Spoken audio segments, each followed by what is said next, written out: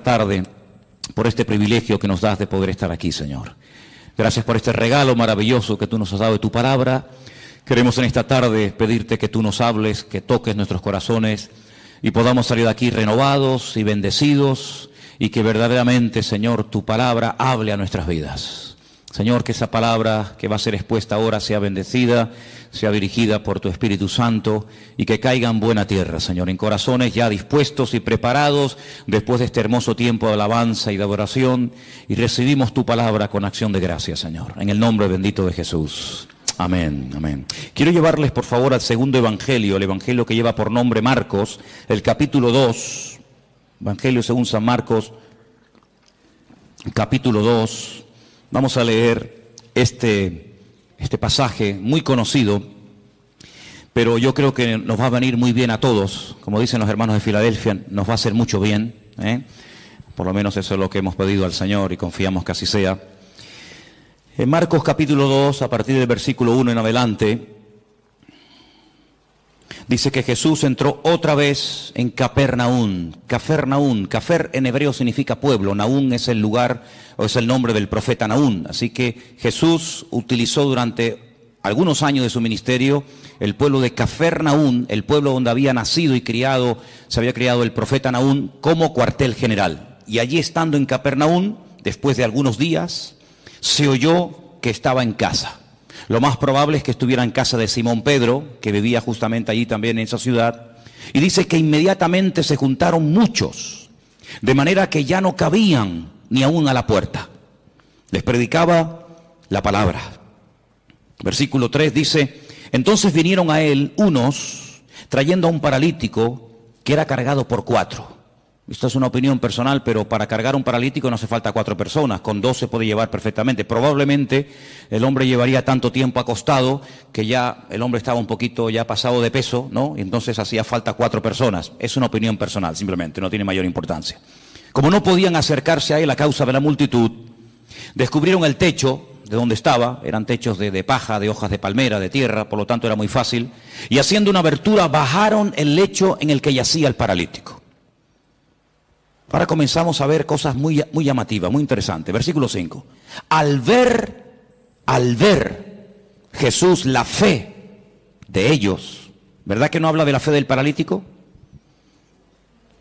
En ningún momento.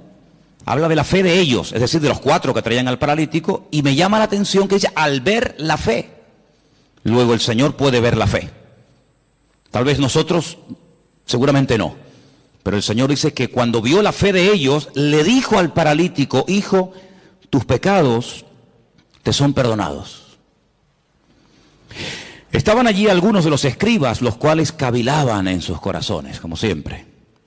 ¿Por qué habla este así? Blasfemias dice.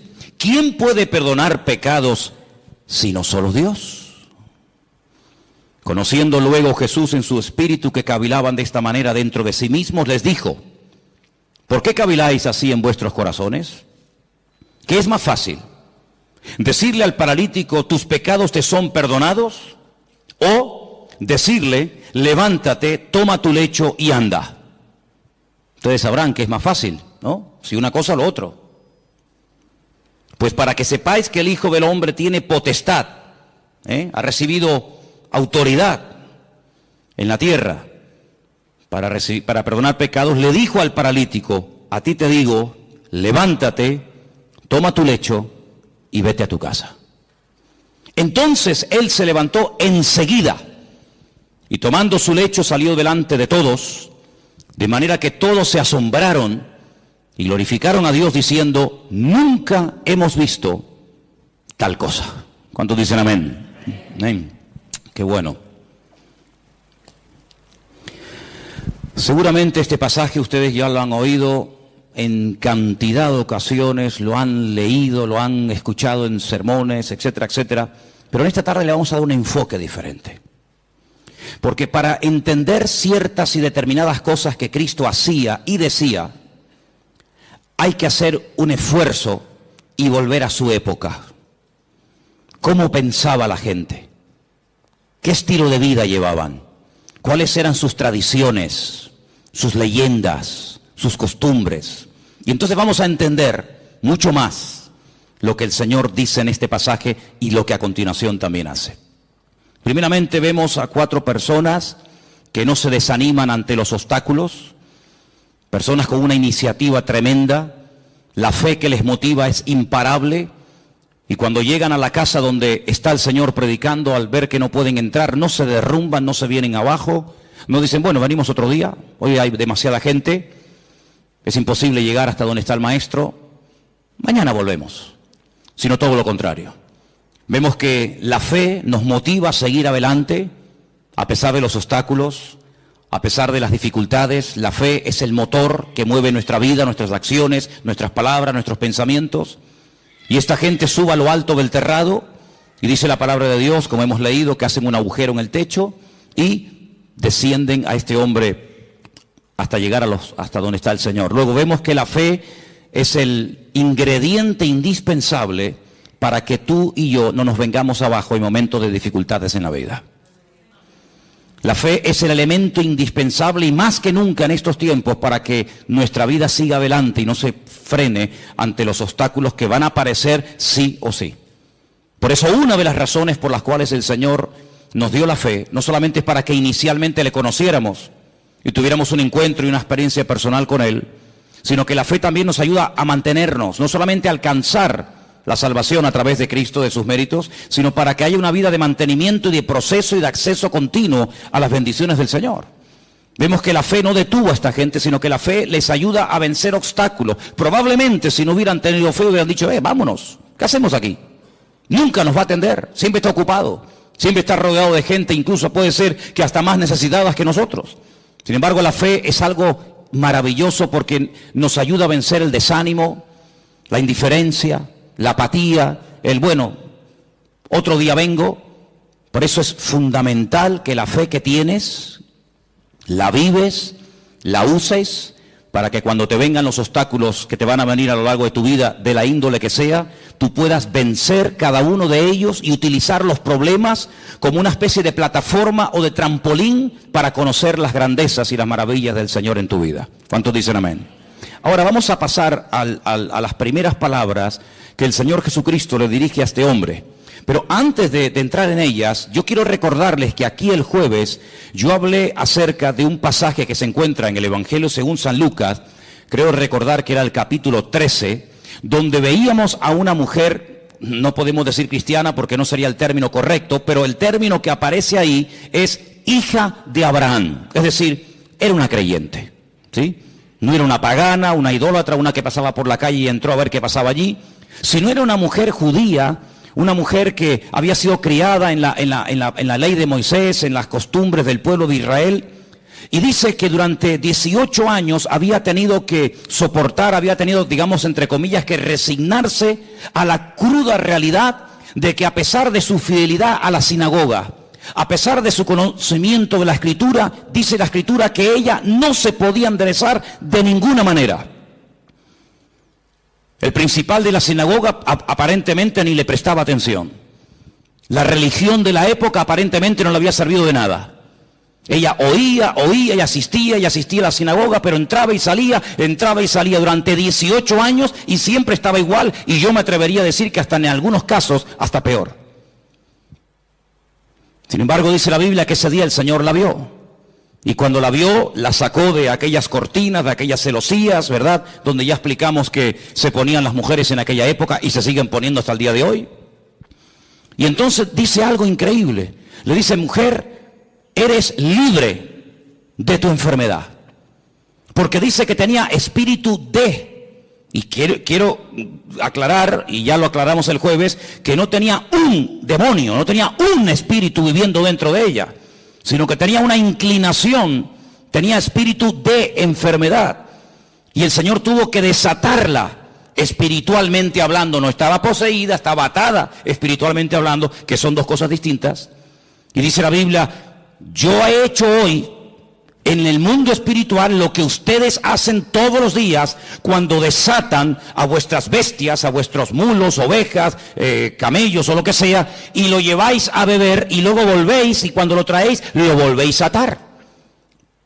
Luego lo mismo que vosotros hacéis en lo físico, yo lo acabo de hacer en lo espiritual en esta mujer. Y la evidencia de que ahora está desatada, la evidencia de que ahora es libre, es que se puede enderezar. Ella se enderezó y comenzó a glorificar al Señor. Y vimos el día jueves cómo hay ataduras espirituales que se manifiestan en, entre comillas, enfermedades o en deformidades o en problemas de tipo físico. Esta mujer no tenía problemas de artrosis. Esta mujer no tenía la columna torcida, no tenía una escoliosis. Esta mujer tenía un problema de tipo espiritual que se manifestaba y se podía ver, se hacía visible por una curvatura exagerada. Y dice Lucas, que es el médico, que bajo ninguna manera esta mujer se podía enderezar. Luego hay ataduras invisibles que se manifiestan de una forma visible. En este caso, lo que tenía por dentro se manifestaba por fuera. Pero en esta porción, en este capítulo que hemos leído, vamos a ver cómo una persona mentalmente puede estar también atada. En aquellos días, la filosofía de vida era la siguiente: enfermedad, persona enferma, significa que esa persona está en pecado.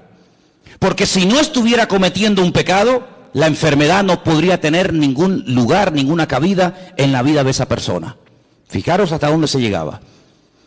Claro que antes de la caída del hombre, la enfermedad no existía. La enfermedad vino a consecuencia de la desobediencia, de la rebelión del hombre, pero no necesariamente toda persona creyente en la actualidad que está enferma necesariamente está cometiendo un pecado. Porque esa filosofía de vida lo único que trae es condenación. Y donde hay condenación, Dios no está, porque Dios nos libra de toda condenación.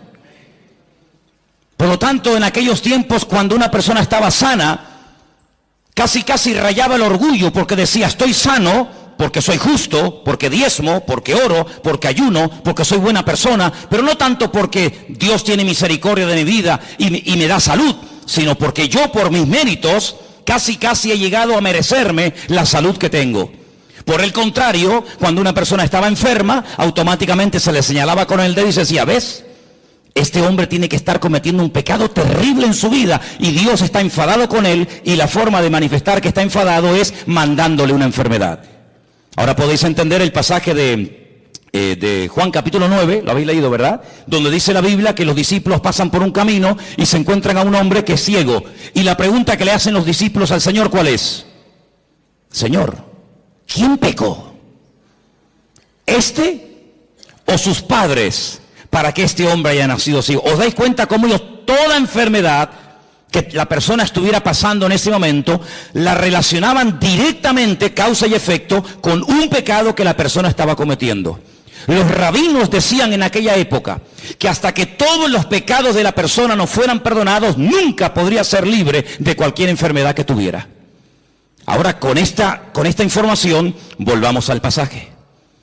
El hombre lo descuelgan por el techo, y cuando lo presentan delante del Señor, el Señor en ese momento, aunque lo pueda hacer y ahora lo veremos, en ese momento no dice: hijo, a ti te digo, yo tus pecados. Eso no está diciendo el Señor. Eso es lo que muchas veces se ha dicho. Eso es lo que muchas veces se ha predicado, que en ese momento el Señor Jesucristo le está perdonando los pecados al hombre. Pero es que eso no dice la Escritura. Lo que la Escritura dice es lo siguiente: al ver Jesús la fe de ellos, versículo 5, le dijo al paralítico: hijo, que tus pecados ya han sido perdonados. No es que yo en este momento te los perdono, ¿me entendéis? Hijo, que estás siendo esclavo de una mala información, de una mala enseñanza que te han dado, y yo te digo que tus pecados ya han sido perdonados. Claro, automáticamente los que estaban allí, parece que había venido como una especie de un comando, ¿no?, del Sanedrín de Jerusalén para pillar al Señor siempre en el más mínimo fallo. Automáticamente comienzan a cavilar, y tenían razón. Solamente Dios puede perdonar pecados, nadie puede perdonar los pecados. Pero si os dais cuenta, Jesús no está diciendo en ese momento: a ti yo te perdono los pecados, sino que le transmite la información del Padre, diciéndole: hijo, que tus pecados ya han sido perdonados. Por lo tanto, esta enfermedad no es consecuencia directa de un pecado que no ha sido perdonado en tu vida. Fijaros hasta qué punto esto estaba interiorizado, enraizado en la cultura de la época, que si ustedes vienen conmigo un momentito al Antiguo Testamento, a 2 de Samuel capítulo 12, ahora vamos a volver aquí, pero en 2 de Samuel capítulo 12, cuando el profeta Natán llega al palacio del rey David a decirle, a amonestarle acerca del pecado que ha estado cometiendo. Si ustedes leen todo el capítulo 12, no nos da tiempo de leerlo ahora, pero leerlo por favor al llegar a casa, 2 de Samuel capítulo 12, en el versículo 13, cuando el profeta Natán le amonesta al rey David, él dice en el versículo 13, entonces David le dice al profeta Natán, he pecado contra el Señor, he pecado contra Dios. Pero Natán le dijo, pero también el Señor ha redimido tu pecado. ¿Y qué añade? No morirás. Es decir, la consecuencia de que Dios te ha perdonado es que no has muerto. Porque si hubieras muerto, es la evidencia de que Dios no te perdonó. Fijaros la profundidad de esto, hermanos.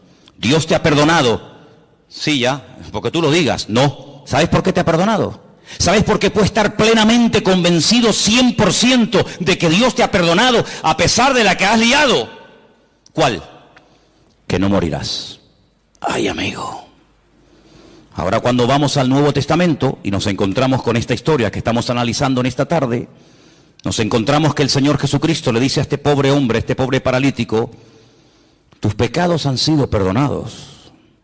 Por lo tanto, no tienes que estar atado mentalmente. Aquella estaba atada espiritualmente. Este tiene ataduras mentales porque cree que su enfermedad es una consecuencia de un pecado que está cometiendo. Por lo tanto, el hombre ni siquiera se atreve a dirigirle ni una sola palabra al Señor. No le pide nada, ni clemencia, ni misericordia, ni nada. Porque la evidencia, según su mente, de que el Señor está enfadado conmigo, es que me tiene aquí postrado en esta cama, nada más lejos de la realidad. Mira, aquí tenemos un versículo que lo hemos citado millones de veces. Y el versículo es muy fácil muy fácil de entender. Conoceréis la verdad y la verdad os hará libres. Dele la vuelta al texto. En vez de creer en la verdad que trae libertad a tu vida, cree en una mentira y serás la persona más esclava y la persona más deprimida y la persona más amargada de todo el planeta Tierra. Porque así como la verdad liberta, la mentira esclaviza y ata. Este hombre estaba atado mentalmente. Claro, ¿qué rabino le iba a decir en su época? Tus pecados han sido perdonados. Pero si han sido perdonados, ¿por qué sigo enfermo? Bueno, ¿cuál es la evidencia? ¿Cuál es la evidencia? Porque claro, decirle, oye, que Dios es un Dios de perdón, es un Dios de misericordia, que tus pecados han sido perdonados, eso no cuesta nada. Por eso el Señor lanza la pregunta. Aquí hay un mensaje en dos direcciones. Primero hacia el paralítico y también hacia los escribas y fariseos que están allí cuestionando la credibilidad de dichas palabras. ¿Cómo se atreve este hombre a perdonar pecados? Es que no está perdonando pecados, está dando la información. Está trayendo consuelo y aliento y esperanza a un corazón que está creyendo en una mentira. Ahora eso hay que demostrarlo. Muy bien. Pues entonces ahora viene el momento de la verdad. Ahora lo que tienes que hacer es levantarte, toma tu lecho y sal de aquí caminando y será la evidencia visible, el botón de muestra que demostrará que efectivamente tus pecados son perdonados. El hombre toma su lecho, se levanta, se va y el texto termina diciendo que glorificaron a Dios, se quedaron asombrados y dicen nunca. Claro, nunca hemos visto tal cosa, porque nunca le habían enseñado eso. Tú tienes que comenzar a orar, a pedir y a declarar por fe en el nombre del Señor lo que a ti te gustaría ver en tu vida. El gran problema es que muchas veces nuestras palabras, hermanos, son un obstáculo para que la gloria del Señor y el poder de Dios se manifieste en nuestra vida. ¿Quieres ver bendición? Habla bendición. Siembra tomates si quieres cosechar tomates. ¿Quieres cosechar patatas? Pues no siembres tomates, tienes que cosechar patatas. Y en el sentido espiritual pasa exactamente lo mismo. ¿Quieres ver bendición en tu vida? Levántate por la mañana, el Señor es mi luz y mi salvación. ¿De quién temeré? Aunque un ejército acampe contra mí, no temerá mi corazón. El Señor está conmigo, Él es mi poderoso gigante, Él es mi pastor, Él me va a abrir puertas, Él me va a sanar, Él me va a bendecir. Y estamos sembrando fe, y el que siembra fe, recoge fe. ¿Cuántos dicen amén? Por lo tanto, amados hermanos, tengamos mucho cuidado, no solamente con nuestras palabras, sino con nuestras actitudes y también, como no, con nuestros pensamientos. Porque mucha gente en aquellos tiempos era personas atadas mental, física y espiritualmente, porque habían creído en las mentiras que muchas veces los hombres habían enseñado y se habían arraigado de tal manera en la forma de vida, en la cultura de la época, que la gente era esclava, no porque Dios estaba enfadado con ellos, sino porque ellos mismos se habían atado al creer en mentiras. ¿Habéis prestado atención a la lectura de esta tarde? ¿Sí o no? Jesús se va a otra población, a Nazaret. Coge el pergamino, el rollo del profeta Isaías. ¿Y qué dice? Yo he venido, ¿para qué? Para darle vista a los ciegos. Yo he venido a sanar y a curar a los quebrantados de corazón, a traer libertad a los oprimidos. En otras palabras, a traer esperanza, que ya bastante condenación y bastante amargura tenéis encima. Sin embargo, el Señor vino a darnos libertad de todas nuestras miserias, de todas nuestras pobrezas y de todos nuestros pecados. No es que el Señor anule la ley del Antiguo Testamento, pero el Señor viene a ofrecer la imagen de la misericordia del Señor, que nadie la estaba dando en aquellos tiempos. ¿Os acordáis cuando el Señor le habla tremendamente duro a los escribas y fariseos en Mateo capítulo 23? Si diezmáis esto, diezmáis lo otro, oráis, recorréis tierra y mar para ganar un prosélito y hacéis, pero os habéis olvidado de lo más importante, misericordia quiero y no sacrificio.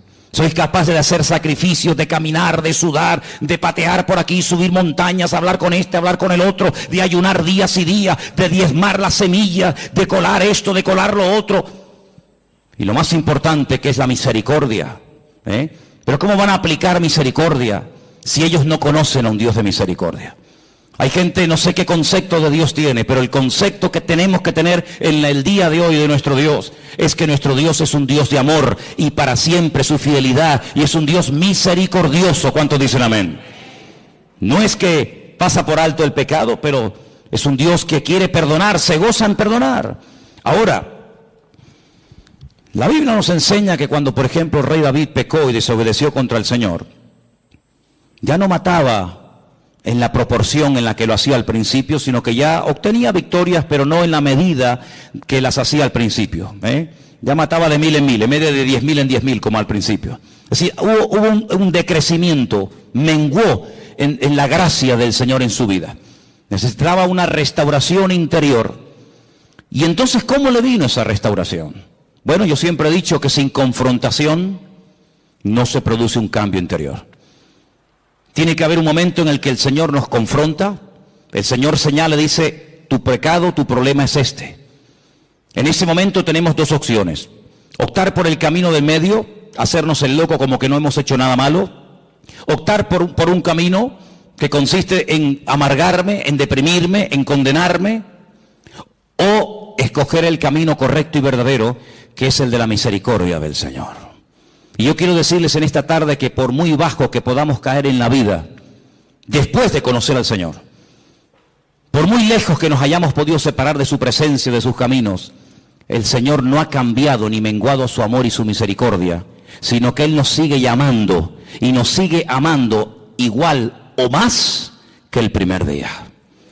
A ti te digo que Dios te ha perdonado los pecados. Y la evidencia de que Dios no está enojado contigo, la evidencia de que Dios no está enfadado contigo, es que si quieres te puede levantar ahora. Pero ya ni lo intentaba. Ya se había resignado a vivir toda la vida bajo ese peso, dependiendo de que lo llevaran o lo trajeran las personas. Sin embargo, amados hermanos, tú no tienes que depender de nada ni de nadie para caminar, para sentirte libre, sino que tu libertad no depende del hombre, tu libertad depende de la obra que Cristo ha hecho por ti en la cruz del Calvario. ¿Cuántos dicen amén? Dale un fuerte aplauso al Señor en esta tarde. Dile gracias porque tú me perdonas. Aleluya. Amén. Hay un versículo en San Juan capítulo 5 que quiero leer, San Juan capítulo 5, versículo 22, donde vemos que el Padre delegó en el Hijo plenos poderes para perdonar pecados y para cualquier cosa. Y quiero que lo leamos porque no quiero que penséis que estoy tratando de decir que Jesús no tenía autoridad para perdonar pecados. No estoy diciendo eso. De hecho, el versículo que vamos a leer ahora nos demuestra que el Padre delegó, dice, este es mi Hijo amado en el cual delego, en el cual deposito toda mi confianza. Juan capítulo 5, verso 22 dice, porque el Padre a nadie juzga. Pero sigue diciendo el versículo, sino que todo el juicio, ¿qué dice? Se lo dio al Hijo. Es decir, que a través del Hijo, Dios imparte justicia, y a través del Hijo, Dios imparte misericordia. ¿Os acordáis cuando el Señor estaba un día y de repente lo rodearon un montón de religiosos que estaban dispuestos a apedrear, a lapidar públicamente a una mujer que dice que había sido sorprendida en el mismo acto? Que es curioso, porque si la habían sorprendido en el mismo acto, ¿dónde estaba el otro? Curioso que nada más traen a uno. Y le dijeron, nuestra ley, como dándole lecciones de moral al Señor, como enseñándole cosas que él ignoraba, nuestra ley dice que tenemos que tomar medidas radicales ante este tipo de pecados, y nuestra ley dice que hay que matar a pedradas a semejantes personas. Y el Señor dice, muy bien, perfecto, yo conozco esa ley, si la di yo, si yo la di. El problema es que para poder ejecutar esa ley, uno tiene que estar limpio y libre de pecado. Ahora, si tú crees que estás libre de pecado para poder matar a pedradas a una persona, pues coge la piedra y tírala. No sabemos lo que el Señor escribió en tierra. Algún día lo sabremos, ¿no? ¿No te parece? Por lo menos yo se lo pienso preguntar. La cuestión está en que dice la Biblia que desde el más grande hasta el más pequeño todos salieron corriendo y ninguno se quedó. Perdón, sí se quedó uno. Se quedó el único que podía tirar una piedra y una y 20 contra ella, ¿sí o no? Porque él nunca había pecado, luego era el único que podía decir, bueno, nadie te va a apedrear, pero yo sí, porque yo no he pecado, yo soy justo, yo soy limpio y sin mancha. Sin embargo, ¿qué le dice? Yo tampoco te condeno. Vete y no peques más. Es impresionante, ¿verdad? Ese es nuestro Dios. Hablar yo del perdón de Dios en esta tarde, no digo que sea perder el tiempo, pero es algo que tenemos todos tan claro, ¿sí o no? Gloria a Dios por el perdón de Dios. Gloria al Señor que vemos que perdona al ladrón en la cruz sin haber hecho ningún mérito para ser perdonado. Gloria a Dios que perdona a la mujer adúltera que según la ley de la Torá de Moisés merecía la muerte. Gloria a Dios que perdonó a Pedro a pesar de que le traicionó o le negó. Ponle el adjetivo que quieras. Gloria a Dios que no hay pecado que Dios no pueda perdonar. Hablar del perdón de Dios, hermano, para nosotros no es una predicación, es una realidad. Es algo que hemos experimentado. Todos los que estamos aquí, o la inmensa mayoría, sabemos que el Señor, tanto antes como después de haberle conocido, nos ha tenido que perdonar muchas veces, ¿sí o no? Porque claro, siempre cuando hablamos de perdón y de misericordia, parece que tenemos que volver a nuestra vida anterior a conocerla al Señor. No, yo no hablo de esa, yo hablo después de haberle conocido. O es que después de haberle conocido no hemos roto nada. Es que después de haberle conocido no hemos caído, tropezado y pecado. ¿Hay alguno aquí así? Porque antes pecábamos por ignorancia, pero ya después de conocerla a Él, pecamos sabiendo que a nuestro Dios le ofendía el pecado y lo hemos hecho igualmente. Y el Señor nos ha perdonado. Y la evidencia de que nos ha perdonado es que estamos vivos. Pero yo no quiero hablar del perdón de Dios, porque ya lo sabéis. Yo quiero hablar acerca de si ahora nosotros vamos a perdonar nuestras ofensas a aquellos que nos han hecho daño. Hay muchas formas de matar a una persona. Dicen que en algunas tribus se ha practicado y se practica en la actualidad algo que se llama el ostracismo. El ostracismo consiste en no dirigirle la palabra a una persona. En una tribu, cuando alguien cometía un delito, un pecado, un error contra la tribu, pues lo dejaban vivir en la tribu, pero nadie podía hablarle, nadie podía saludarlo. No había ningún contacto físico, ni palabras, ni conversaciones, ni buenos días, ni buenas tardes, ni nada, ni por ahí te pudras.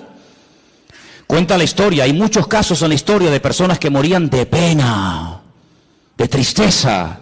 Incluso cuentan algunos casos en algunas tribus que la gente iba y se despeñaba, se lanzaba, optaba por el suicidio, porque era tan grande la carga continua y permanente. Y encima te lo recordaban cada 10 minutos o cada 5 minutos que la gente optaba por quitarse la vida. Cuando vamos al Nuevo Testamento encontramos la famosa oración modelo del Padre Nuestro, que en cierta medida, si conocéis lo que era el año de jubileo, está basado en eso. Cada 7 años y luego cada 50 años se tenían que perdonar las deudas. ¿Conocéis, verdad? Algunos dicen, algunos historiadores, algunos expertos en escritura, dicen que el Señor Jesucristo, cuando leyó la escritura en Nazaret, que se leyó esta tarde aquí, estaban celebrando el año de jubileo, pero ya nadie ponía en práctica lo de dar libertad a los cautivos, que era dar libertad a los esclavos, perdonar las deudas, devolver las tierras a sus dueños originales. Pero ¿qué dice el Padre Nuestro? Perdónanos como nosotros también perdonamos a nuestros deudores. Es decir, lo mismo que hemos recibido es lo mismo que tenemos que devolver. El Señor da una parábola diciendo, había un hombre que le debía una fortuna a otro hombre que jamás le había podido pagar, ni le iba a pagar en el futuro. Y todo fue perdonado en un instante porque él pidió misericordia, él pidió clemencia y le perdonaron todo. Y este mismo hombre, con ese perdón, con ese alivio de no deberle nada a nadie, sale a la calle y se encuentra con uno y lo agarra por el cuello y le obliga a que le pague una deuda insignificante. Y el Señor, que le perdonó la gran deuda, le dice, ¿cómo es posible que hayas sido tan mezquino? ¿Cómo es posible que seas tan duro cuando tú me debías mucho más a mí y yo te perdoné todo? ¿No debías tú salir y hacer exactamente lo mismo? Es decir, hermano, aquí recibimos misericordia, ¿pero para qué? ¿Para sentirnos bien y dormir tranquilos y seguir la vida? No, no solamente para eso, sino que recibimos misericordia para que podamos dar y hacer misericordia al que nos ha ofendido. Porque ¿qué es misericordia? Hablando de todo un poco. ¿Qué es misericordia? Habrá que definir el término para saber de qué estamos hablando. Misericordia, así claramente, es tratar a una persona mejor de lo que se merece. Ni más ni menos. La Biblia dice, si saludáis a los que os saludan, ¿qué recompensa tendréis? Si amáis a los que os aman, ahí no hay nada, digamos, de extraordinario. El Señor viene en el Nuevo Testamento, con el nuevo pacto, con la irrupción de su persona en el reino, con el reino de Dios. ¿Qué nos enseña? A ir más allá de la letra, a ir más allá de la obligación moral de decir, bueno, he hecho esto, punto. No, a ir hasta la segunda milla. Señor, ¿y cuántas veces perdona? A ver, porque habrá un límite en todo esto, ¿no? O tengo que estar siempre perdonando, como si yo fuera un tonto. Y el Señor, ¿qué le dijo? Como diciendo, un número infinitamente de veces. Imaginemos por un instante que Dios a nosotros nos va a perdonar un número determinado de veces. 30 veces, 40, 50, pon el número que quieras. Al llegar a ese número, toda ofensa, todo pecado, toda caída, todo tropiezo, todo mal pensamiento, toda mala palabra, toda mala acción no puede quedar perdonado porque ya ha llegado el cupo, ya has completado el cupo. ¿Se imaginan lo terrible que tendría que ser vivir la vida cristiana con esa presión, con esa amargura como este hombre? Qué alivio tan grande cuando el Señor le dijo a este hombre que tus pecados ya han sido perdonados, que no tiene que estar bajo esa condenación, que Dios perdona. Y además tengo una noticia buenísima para todos nosotros. Que el único que en esta vida perdona y además olvida es nuestro Dios. ¡Wow! Perdona y olvida. Nosotros no podemos olvidar, pero sí podemos hacer de la herida un punto fuerte y aprender que en la herida, cuando el soldado cae y es restablecido, el soldado se levanta con mayor fuerza porque ha visto en su vida la mano y el perdón de Dios. ¿Y saben quién es la persona que más ama? Según la Biblia, la persona que más perdona. Dice, al que mucho ama, mucho se le perdona. Al que poco ama, poco perdonador es. Es decir, que la esencia de Dios es un Dios de perdón. Me preguntaba yo en estos días, en esas conversaciones que tengo yo conmigo mismo, cuando voy por la casa, y os he dicho en estos días que si me veis hablando solo, no es que esté loco, sino que yo hablo mucho solo. Y yo me preguntaba, decía, ¿cuándo le pidió Adán perdón al Señor? ¿Sabéis? Cuando Adán, cuando peca, dice, ¡ah! Hemos pecado. Eva, ¿qué hemos hecho? La hemos liado. Hemos desobedecido al Señor, le hemos fallado, hemos pecado. ¿Cuándo le pidió Adán y Eva perdón al Señor? Que yo sepa, en mi Biblia no veo nunca que Adán y Eva le pidieron perdón al Señor. Pero antes de que Adán fuera consciente de la que había liado, antes de que fuera expulsado, antes de que comenzara a sufrir en lo físico, en lo espiritual, en lo familiar, etcétera, etcétera, las consecuencias de su pecado, ya el Señor fue por delante de él y lo vistió con pieles de animales. Luego tuvo que haber un derramamiento de sangre, porque que yo sepa, para arrancarle la piel a un animal habrá que matarlo, no lo va a hacer en vida, ¿no? Tuvo que haber un derramamiento de sangre, y cada vez que Adán y Eva veían esas túnicas que le habían hecho el Señor a su medida, no le quedaban pequeñas, ni grandes, ni apretadas, sino eran túnicas hechas a su medida. Cada vez que veían esas prendas, sabían que la habían liado, pero Dios los había cubierto con su justicia y con su misericordia. Y ese es el concepto que tenemos que tener constantemente en nuestra vida. Mi Dios es un Dios santo, no tolera el pecado, pero es un Dios que si llego a pecar, Dios, siempre que haya un arrepentimiento, siempre que haya un genuino arrepentimiento, mi Dios, que lo conozco perfectamente, sé que mi Señor siempre me perdonará, siempre me restaurará y siempre me dará una segunda oportunidad. ¿Cuántos dicen amén?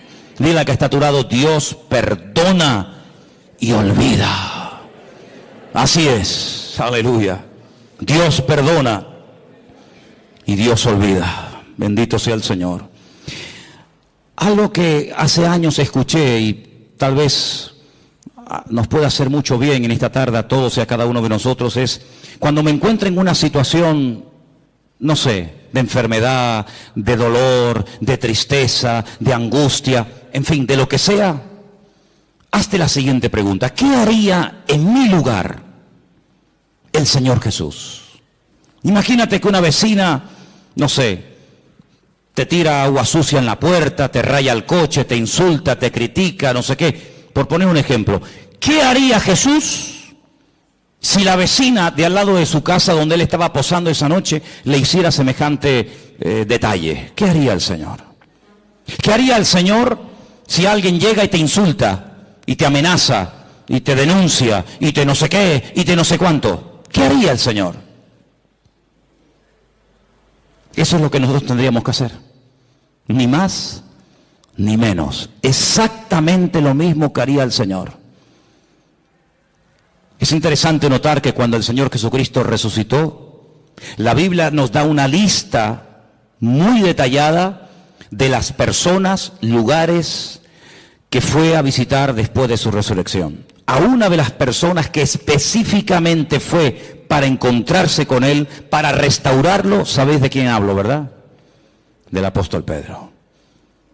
Y decirle a mis discípulos y a Pedro.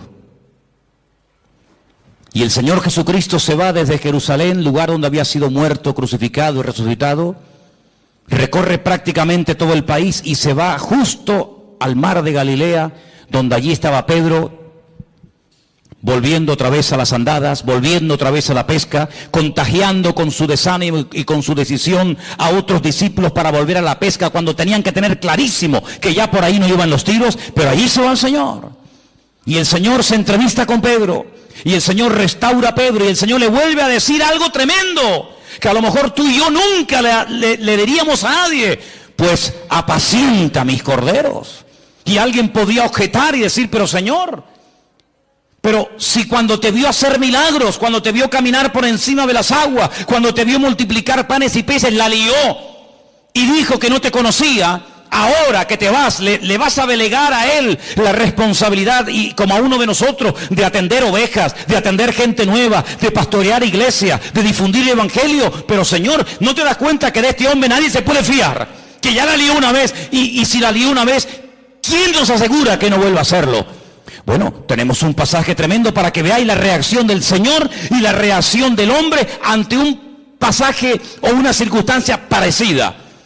Dice la Biblia que hubo un desacuerdo terrible entre Pablo y Bernabé. ¿Por qué? Porque dice que Marcos en el primer viaje misionero los había abandonado, ¿sí o no? Y llega el momento de celebrar el segundo viaje misionero, y Bernabé dice: bueno, pues vamos otra vez juntos, Marcos, yo, Bernabé, y tú, Pablo, y Pablo dice: bajo ningún concepto, de ninguna manera. ¿Pero por qué? Porque este hombre nos abandonó en el primer viaje, ¿no te acuerdas? Que cuando se pusieron las cosas difíciles y cuando hubo problemas, cogió y se mandó a mudar y nos dejó tirados. Y Bernabé le habrá dicho, bueno, pero es verdad, tienes razón, yo estaba allí, yo sé lo que estás diciendo, pero vamos a darle una segunda oportunidad al chico. Ya ha crecido, ya ha madurado, ha pasado un tiempo, capaz que el hombre se ha arrepentido, ha recapacitado, se ha dado cuenta de que así no se puede ir por la vida. Ahora sí, ahora no, ahora cuenta conmigo, ahora no estoy para nadie. Y Pablo dice, bajo ningún concepto. Y dice que hubo tal desacuerdo entre estos dos grandes hombres de Dios, Bernabé y Pablo, que dice la palabra que Pablo se fue por tierra con Silas y se fue Bernabé por mar a la isla de Chipre, de la cual era, con Marcos. Así actúan los hombres, así actuamos los seres humanos. Como dicen algunos, el que la hace la paga, ¿verdad? Ni perdono ni olvido, dicen otros. Terrible. Sin embargo, el Señor Jesucristo llega a Galilea y podía haberse reunido con Juan, con Santiago, con Tomás, con Felipe, etcétera, y decir, bueno, Pedro, tú me dijiste que no me conocías, tú blasfemaste, tú dijiste que no querías saber nada de mí, por lo tanto, déjanos en paz, vete con los tuyos, que yo tengo a mi gremio. No. Yo quiero volver a incorporarte, yo quiero volver a integrarte y quiero volver a confiar en ti. De hecho, te lo digo. Apacienta mis corderos, apacienta mis ovejas. Y ese es nuestro Dios, ese es nuestro Señor Jesucristo, ese es nuestro Dios, un Dios de misericordia, un Dios que nos ha perdonado, pero no para que, como dije antes, podamos dormir tranquilos y decir, ay, qué bueno, ya mis pecados están todos perdonados. No, no solamente para eso, sino para enseñarte un modelo, para enseñarte un nuevo estilo de vida y para decirte lo que has aprendido y recibido es exactamente lo mismo que tienes que enseñar y transmitir a toda persona que a lo largo de la vida te ofendan. Porque dicho sea de paso, cuando alguien te ofende es porque Dios le permitió que te ofendiera. Algunos dirán, ¿cómo? No lo he entendido. Te lo voy a explicar para que lo entiendas. Cuando el rey David huía de Jerusalén porque su propio hijo Absalón, al que amaba con locura, fíjate cómo lo amaba, que viola a una de sus hijas. Sí, le quita el habla durante un tiempo, pero en el fondo David amaba con locura a su hijo Absalón. No hacía honor a su nombre, Padre, Shalom, paz, el Padre de paz, y era un guerrero, era un traidor terrible. Un hombre que dice que se paraba en las puertas de Jerusalén y cuando alguien venía a consultar, a pedirle consulta o consejo al rey, dice que él robaba el corazón del pueblo. Ay, si yo fuera rey, ay, si me nombraran rey, mi padre siempre está liado, siempre está ocupado, yo le trataría con benevolencia. Un ladrón de corazones, terrible. La palabra del Señor nos enseña que quería matar a su propio padre. ¿Qué hace David? Sí, van a ir al campo a buscarlo, van a ir a por él, pero por favor, tener misericordia de mi hijo, No me le hagáis daño, no me lo matéis. No le hicieron caso, todos sabemos, ¿verdad? El resto de la historia. Pero cuando David salía huyendo descalzo y llorando, subiendo la cuesta del Monte de los Olivos, como dice en el Antiguo Testamento, dice que le salió en el camino un hombre tirándole piedras, escupiéndole, maldiciéndole. Hombre sanguinario, eso te pasa porque has derramado sangre inocente. Y le está recordando ¿qué? Le está recordando la muerte de Urías. No es que mató al gigante Goliat, ese día lo aplaudieron, pero le están echando en cara todos los pecados que había cometido. Qué crueles somos, Cuando queremos ser buenos, somos los más buenos del mundo. Cuando queremos ser crueles, rebuscamos en el cajón de la basura para justificar nuestras miserias. Como le decía un día el Señor a Job, ¿me vas a condenar a mí para justificarte tú? Es increíble, ¿verdad? Cuando queremos justificarnos y salir por la vida de bueno, buscamos todas las miserias de todo el mundo. Y mira fulano, y mira lo que hizo, y mira lo que dijo, y mira lo que y el Señor dice, todo lo que te hagan a ti son pajitas, pero todo lo que tú tienes son vigas dentro de tu propio ojo, querido. Y dice la Biblia que cuando aquel hombre comenzó a maldecir, a tirar piedras contra el rey David, un soldado le dijo, mi señor, ¿me das permiso para que vaya y arremeta contra ese hombre y lo mate y lo deje seco en el sitio? Y le dijo, no levantes la mano contra él, porque si me está hoy maldiciendo y me está tirando piedras y se está portando así de mal conmigo, es porque mi Dios se lo ha permitido. Porque mi Dios es el que somete a los enemigos más grandes y poderosos que yo bajo la planta de mis pies. Pero la Biblia dice que hay tiempos en la vida para reír. Cuando sea tiempo de reír, mátate de la risa, disfruta. Pero cuando sea tiempo de llorar, no quieras reír, porque si es tiempo de llorar, como dice la Biblia, llora todo lo que puede, porque por cada lágrima que salga de tu corazón, el Señor trae una restauración y trae algo nuevo, una bendición nueva para tu vida. Así que si hoy es tiempo de humillación, hoy es tiempo de huir, hoy es tiempo de sufrir.